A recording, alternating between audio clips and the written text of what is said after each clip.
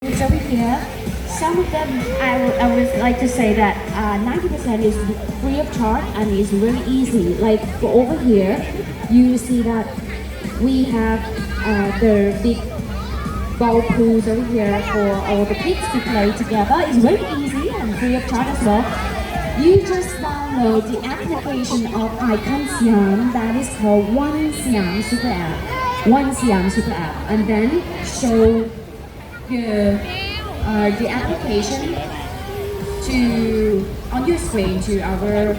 staff in front of the ball pool over here, and you can enjoy all the great moment at the ball pool over here for free of charge. เดี๋ยวขออนุญาตเล่าต่อเลยนะคะสำหรับกิจกรรมของเราเนี่ยมีหลากหลายมากๆเลยนะคะในโซนต่างๆเนี่ยไม่ใช่แค่ที่รั้วพักอย่างเดียวนะมีโอ้โหที่ทางเรามีหลากหลายโซนด้วยกันเดี๋ยวขออนุญาตยังถัดไป1บูธตรงนี้ย้อนกลับไปอยู่ข้างๆบ่อนะคะนั่นก็คือเป็นขออนุญาตแนะนำให้ทุกท่านรู้จักกับนิทรรศการอวกาศระดับโลกครั้งแรกของเอเชียกันก่อนเพราะวันนี้เนี่ยนิทรรศการนี้ค่ะ Space Journey Bangkok ตอนนี้จัดแสดงอยู่นะคะที่ไบเทคบางนานะคะจนถึงวันที่16 เมษายนเขามีแจกบัตรฟรีให้กับเด็กๆด้วยวันนี้6 คนผู้โชคดีสำหรับเด็กๆเท่านั้นนะคะเดี๋ยวรอตอน1 ทุ่มเดี๋ยวพี่แบมจะแจกบัตรฟรีใครที่ตอบคำถามถูกต้องเกี่ยวกับเรื่องของอวกาศนะไม่ยากนะเดี๋ยวพี่แบมใบ้ให้นะคะจะแจกบัตรฟรีไปเลยนะคะก็คือSpace Journey Bangkok นี้นะคะเราเป็นนิทรรศการอวกาศระดับโลกครั้งแรกในเอเชียค่ะเราเริ่มจากประเทศไทยก่อนแล้วเดี๋ยวเขาจะ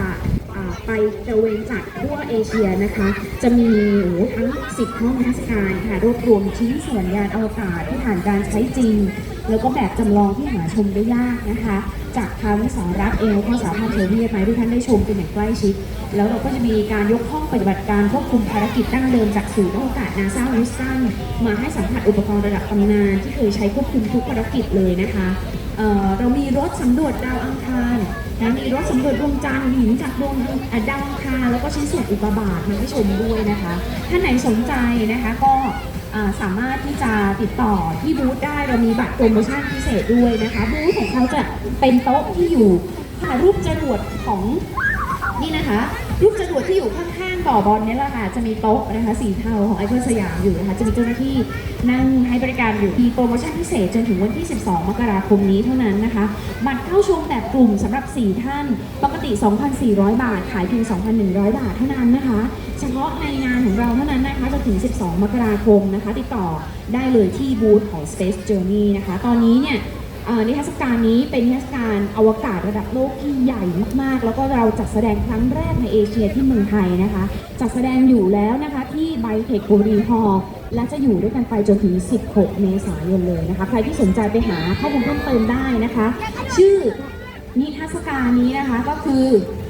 Space Journey Bangkok นะคะ Space Journey Bangkok อีก 3 นาทีเดี๋ยวเวทีใหญ่จะมีการแสดงเป็นวงดนตรีจากน้องๆนะคะคนเก่งจากโรงเรียน Mark for Future School แล้วเดี๋ยวรอสักครู่นะคะไหนน้องเกียวไปไหนแล้วลูก พูดอยู่หันกลับมาอีกทีไม่เจอแล้ว อ๋อน้องเกียวติดใจสไลเดอร์สีเหลืองแดงนี่คุณพ่อคุณแม่พาน้องๆหนูมาเล่นบ่อบอลได้นะคะนี่เป็น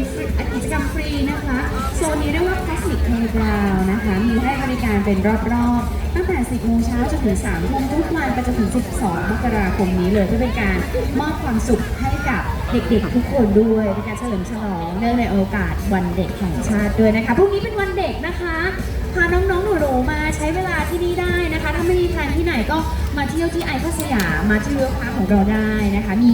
กิจกรรมมากมายเลยนะคะพรุ่งนี้มีเวิร์กช็อปด้วยเกี่ยวกับอวกาศเดี๋ยวเราจะได้สำรวจอวกาศดูดาวไปด้วยกันนะมีทางสถาบันนฤทธิ์นะคะมาสอนทำเวิร์กช็อปด้วยบนเวทีใหญ่นะคะแล้วก็ยังมีอีกหลากหลายเลย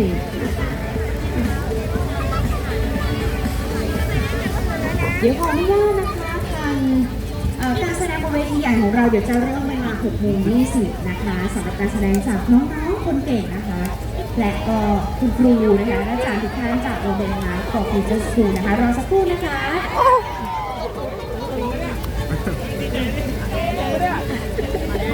อเค ติดใจคราวนี้คือไม่กลับบ้านแล้วนะคะน่าจะอยู่บ่อบอลไปยาวๆถึง3 ทุ่มเลยนะบ่อบอลของเราให้บริการนะคะฟรีค่ะคุณพ่อคุณแม่ท่านใดเพิ่งมาถึงนะคะ อันนี้เนื่องจากข้างในนะคะก็จะมีลูกสาวของคุณชมพู่อารยานะคะ ให้เก็บมาเป็นเรียกว่าเป็นแขกรับเชิญในงานพิธีเปิดของเรานะคะ ตอนนี้เนี่ยน้องเกลนะคะหรือน้องแอฟริเกลนะเจ้าหญิงน้อยแห่งจักรวาลไอคอนสยามนะคะกำลังเล่นบ่อบอลทางด้านในอยู่ ใครที่อยากจะพาลูกๆมาเล่นฟรีนะคะง่ายๆเลยเพียงแค่โหลดแอปพลิเคชันของไอคอนสยามชื่อว่าวันสยามซูเปอร์แอปนะคะวันสยามซูเปอร์แอปหลังจากนั้นเนี่ยก็